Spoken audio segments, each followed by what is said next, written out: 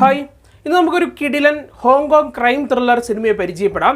അത്യാവശ്യം thriller cinema പ്രേമികളെ സംതൃപ്തിപ്പെടുത്തുന്ന ഒരുപാട് ചേരുവകളുള്ള ഒരു ചിത്രം തന്നെയാണ്. ഏകദേശം 1 മണിക്കൂർ 40 മിനിറ്റാണ് സിനിമയുടെ ദൈർഘ്യം. ഈ ഒരു ദൈർഘ്യത്തിനുള്ളിൽ സിനിമയ്ക്കുള്ളിൽ ഒരു നല്ല രീതിയിലുള്ള ക്രൈം എസ്റ്റാബ്ലിഷ് ചെയ്യുന്നുണ്ട്. അതുപോലെ നല്ലൊരു ഇൻവെസ്റ്റിഗേഷൻ പോകുന്നുണ്ട്. പിന്നെ സ്റ്റോറിക്കുള്ളിൽ അപ്രതീക്ഷിതമായിട്ട് ഒന്നിലധികം ട്വിസ്റ്റ് ആൻഡ് ടേൺസ് ഉണ്ട്. ഒന്നിലധികം എന്നല്ല, ഒരു 3-4 ട്വിസ്റ്റൊക്കെ ഉണ്ടെന്ന് കൂട്ടിക്കും. അപ്പോൾ അത്തരത്തിലുള്ള ഒരു ചിത്രമാണ്. കൂടാതെ ഏറ്റവും പ്രിയപ്പെട്ട അല്ലെങ്കിൽ ത്രില്ലർ സിനിമ പ്രേമികൾക്ക് അത്യാവശ്യം എല്ലാവർക്കും ഇഷ്ടപ്പെട്ട ഒരു കാര്യമാണ് സിനിമയ്ക്കുള്ളിലെ വില്ലൻ ഒരു സൈക്കോ ആയി എത്തുന്നത്. അപ്പോൾ അത്തരത്തിലുള്ള എല്ലാ സംഭവങ്ങളും കൂടെ കൂടിച്ചേർന്ന ഒരു അത്യാവശ്യം ഡീസൻ്റ് ആയിട്ടുള്ള ഒരു ഹോങ്കോങ് ത്രില്ലർ സിനിമയാണ്, ക്രൈം ത്രില്ലർ സിനിമയാണ്, അല്ലെങ്കിൽ ഒരു ക്രൈം ഇൻവെസ്റ്റിഗേഷൻ ത്രില്ലർ സിനിമ എന്ന് പറയാൻ സാധിക്കും. എന്തായാലും ഈ ഒരു സിനിമ നമ്മളിലേക്ക് റെക്കമെൻഡ് ചെയ്തിട്ടുണ്ടായിരുന്നു നമ്മുടെ ഒരു റെഗുലർ സബ്സ്ക്രൈബർ ആയിട്ടുള്ള അല്ലെങ്കിൽ ഫോളോവർ ആയിട്ടുള്ള സാജൻ എന്ന് പറയുന്ന ചേട്ടനാണ്. എന്തായാലും അദ്ദേഹത്തിന് ആദ്യമേ ഒരു നന്ദി പറയുന്നു. കൂടാതെ ഈ ഒരു സിനിമ എങ്ങനെ കാണാമെന്ന് ചോദിച്ചു കഴിഞ്ഞാൽ, എൻ്റെ അന്വേഷണത്തിൽ ടെലിഗ്രാമിലൊന്നും കണ്ടില്ല. ഞാൻ YTS എന്ന് പറയുന്നൊരു വെബ്സൈറ്റ് ഉണ്ട്, ഗൂഗിളിൽ പോയിട്ട് സെർച്ച് ചെയ്താൽ മതി. അവിടുന്ന് ഡൗൺലോഡ് ചെയ്ത് ടൊറൻറ്റ് വഴി ഡൗൺലോഡ് ചെയ്തിട്ടാണ് ഈ ഒരു ചിത്രം കണ്ടിട്ടുള്ളത്. അപ്പോൾ അതും കൂടെ ഒന്ന് മൈൻഡിൽ വെക്കുക. എന്തായാലും ഇനി സിനിമയുടെ പേര് പറയാം. സിനിമയുടെ പേര് ഡെത്ത് നോട്ടീസ്. 2023 പുറത്തിറങ്ങിയിട്ടുണ്ടായിരുന്ന ഈ ഹോങ്കോങ് ക്രൈം ത്രില്ലർ സിനിമയുടെ കഥയിലേക്ക് എത്തുമ്പോഴത്തേക്കും നമ്മുടെ ചിത്രത്തിൻ്റെ കഥ ആരംഭിക്കുന്നത് 2009 നിന്നുമാണ്. ആ 2009 അവിടെ നിൽക്കട്ടെ, 2019 ഒരു കാര്യം പറഞ്ഞുകൊണ്ട് തുടങ്ങാം. ഇതൊക്കെ സിനിമയുടെ തുടക്കത്തിൽ കാണിക്കുന്നതാണ്. എന്തായാലും ഒരു സൈക്കോ കില്ലർ, അദ്ദേഹം മരണക്കുറിപ്പുകളൊക്കെ ഈ കൊല ചെയ്യപ്പെടാൻ പോകുന്ന അല്ലെങ്കിൽ കൊല ചെയ്യാൻ പോകുന്ന ആളുകൾക്ക് അരികിലേക്ക് മരണക്കുറിപ്പൊക്കെ എഴുതി കൊടുക്കും. താങ്കൾ ഇന്ന ഡേറ്റിൽ ഇന്ന സമയത്തൊക്കെ മരിക്കുമെന്ന്. ആ സ്പോട്ടിൽ തന്നെ നമ്മുടെ ഈ ഒരു കില്ലർ കൊല്ലുകയും ചെയ്യും. ഇദ്ദേഹം എന്തായാലും അജ്ഞാതനായിട്ടാണ് ഇരിക്കുന്നത്. പോലീസുകാർക്കൊന്നും തന്നെ പിടിക്കാൻ സാധിക്കുന്നില്ല. അതുകൊണ്ട് തന്നെ ഇദ്ദേഹത്തിനൊരു വട്ടപ്പേര് കിട്ടി. ഡാർക്കർ എന്നാണ് ഇദ്ദേഹത്തെ വിളിക്കുന്നത്. എന്തായാലും ഈ ഒരു കാര്യം അറിഞ്ഞ നായകൻ പെട്ടെന്ന് തന്നെ മറ്റൊരു കാര്യം ചിന്തിക്കുകയാണ്. ഏകദേശം 10 വർഷങ്ങൾക്ക് മുമ്പ്, അത് 2009 തൻ്റെ കാമുകയും അതുപോലെ തന്നെ തൻ്റെ ഒരു സുഹൃത്തും, അത് നമ്മുടെ നായകൻ എന്നുള്ള ആളുടെ പേര് ലോഫേ എന്നാണ്, അദ്ദേഹം ഒരു പോലീസ് ഉദ്യോഗസ്ഥനാണ്. ഇതിൽ അദ്ദേഹത്തിൻ്റെ കാമുകയും അതുപോലെ തന്നെ തൻ്റെ ഒരു പോലീസ് ഫ്രണ്ടും ഒരു ബോംബ് ബ്ലാസ്റ്റിൽ കൊല ചെയ്യപ്പെട്ടിരുന്നു. ആ ഒരു ടൈമിലും ഇതുപോലെ തന്നെ ഒരു കുറിപ്പൊക്കെ വെച്ചിട്ട് ആരോ ഒരു അജ്ഞാതനാണ് ഇവരെ ബോംബ് ബ്ലാസ്റ്റ് ചെയ്യിച്ച് കൊന്നിട്ടുണ്ടായിരുന്നത്. അപ്പോൾ നമ്മുടെ നായകനൊരു കാര്യം മനസ്സിലായി. ഈ 2019 നിൽക്കുന്ന അല്ലെങ്കിൽ 2019 കൊല ചെയ്യാൻ ആരംഭിച്ച ഈ ഒരു കില്ലർ തന്നെയാണ് അന്ന് തൻ്റെ കാമുകയും അതുപോലെ ഫ്രണ്ടിനെയൊക്കെ കൊന്നതെന്നുള്ള കാര്യം മനസ്സിലായി. അങ്ങനെ നമ്മുടെ നായകനും കൂടെ ഈ ഒരു ഇൻവെസ്റ്റിഗേഷൻ ടീമിൽ പങ്കാളിയാകുകയാണ്.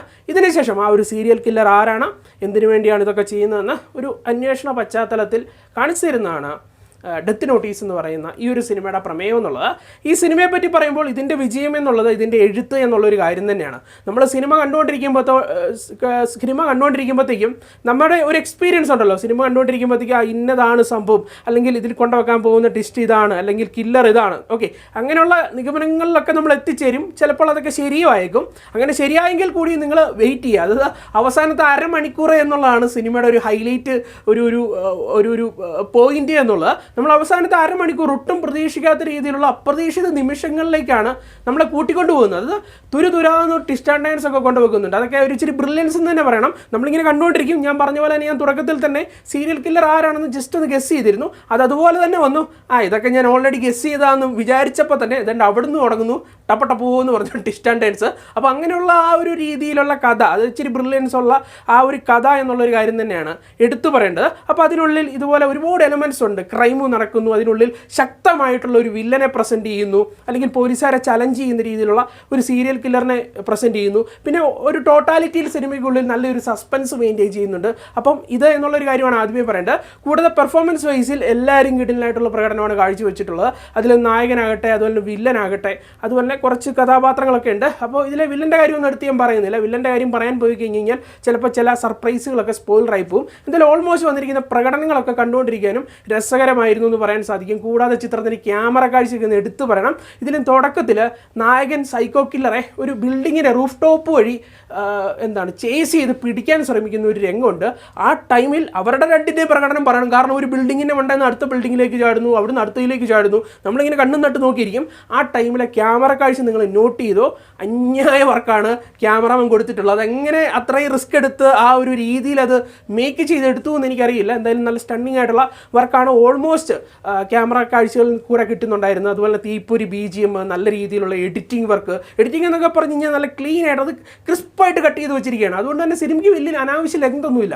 1 മണിക്കൂർ 40 മിനിറ്റ് കൊണ്ട് സിനിമ തീരുകയാണ്. അത്രയും ഷോർട്ടാക്കി സ്വീറ്റായിട്ട് കട്ട് ചെയ്തെടുക്കാൻ വേണ്ടി എഡിറ്റർക്ക് സാധിക്കുന്നുണ്ട്. ഓൾമോസ്റ്റ് പറയുമ്പോഴത്തേക്കും തീർച്ചയായിട്ടും ഈ സിനിമ ക്രൈം ത്രില്ലർ സിനിമകൾ ഇഷ്ടപ്പെടുന്നവർക്കോ ഇൻവെസ്റ്റിഗേഷൻ ത്രില്ലർ സിനിമകൾ ഇഷ്ടപ്പെടുന്നവർക്കോ അല്ലെങ്കിൽ serial killer investigation thriller cinema ഒപ്പം ക്ലൈമാക്സിൽ വരുന്ന ട്വിസ്റ്റുള്ള സിനിമ എന്നൊക്കെയുള്ള സിനിമകളൊക്കെ ഇഷ്ടപ്പെടുന്നവർക്ക് തീർച്ചയായിട്ടും കണ്ടിരിക്കാൻ സാധിക്കുന്ന ഒരു സിനിമ തന്നെയാണ്. എന്തായാലും ഒന്ന് ട്രൈ ചെയ്ത് നോക്കുക. സിനിമയ്ക്ക് ഒരു 7 out of 10 ആണ് നൽകുന്നത്, 10-7.